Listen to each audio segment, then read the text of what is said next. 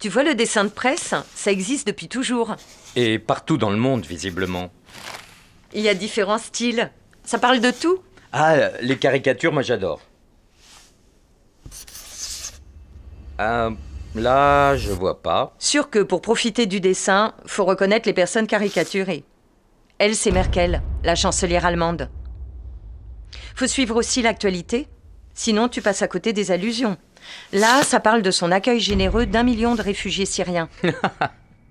Faut comprendre aussi les codes, les symboles, les allusions culturelles.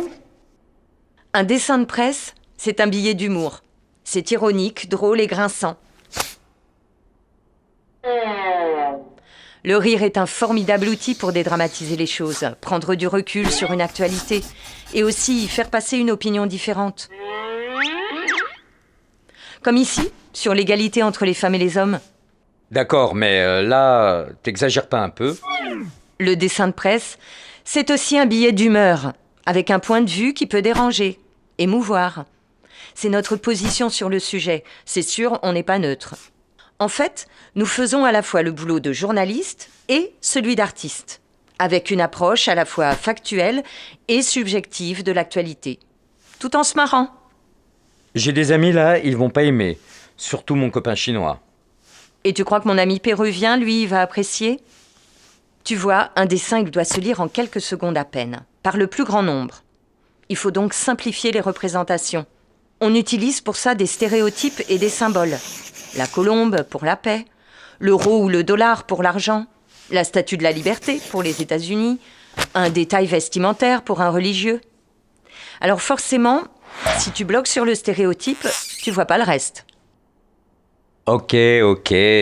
On est dans une sorte de langage, disons... Universel, c'est le mot. Un langage compris par tout le monde. Mais là, c'est pas possible, c'est irrespectueux. Et pourtant, je cherche pas à blesser, juste à déranger pour faire réagir. Dénoncer ou faire entendre des opinions différentes et ainsi déclencher le débat. Ça aide à développer son esprit critique. On est des démocrates actifs. Bon, mais sans les dessinateurs de presse, on éviterait beaucoup de tensions quand même. Sans la presse en général, pendant que t'y es. La caricature est un contre-pouvoir qui existe depuis très longtemps, bien avant que la presse ne voie le jour. On en a retrouvé datant de l'Antiquité. Mais vous n'avez pas tous les droits quand même. Non, il y a en effet des limites à respecter. Ne pas être dans la diffamation ni l'incitation à la haine. Dans certains pays, le délit de blasphème existe, ou l'offense au roi. Il y a parfois des condamnations. D'un autre côté, les lois nous protègent. La liberté d'expression est un droit fondamental gravé dans la Déclaration universelle des droits de l'homme. Et dessiner est une façon de s'exprimer. Parce que les dessinateurs, vous êtes menacés? Certains sont licenciés, d'autres emprisonnés, voire même assassinés. Partout se pose la question de la censure, de la pression des pouvoirs en place, qu'ils soient politiques, économiques, religieux, mafieux ou terroristes. Ah ouais, les dessinateurs, vous êtes une espèce sérieusement menacée, mais ô combien essentielle à la démocratie. Pour Cartooning for Peace, le dessin de presse est un formidable outil pédagogique. Ses atouts: l'immédiateté, la prise de position, la pluralité des regards internationaux, la diversité des interprétations.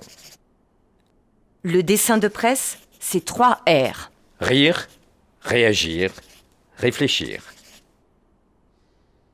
En somme, le dessin est un puissant déclencheur de débats citoyens.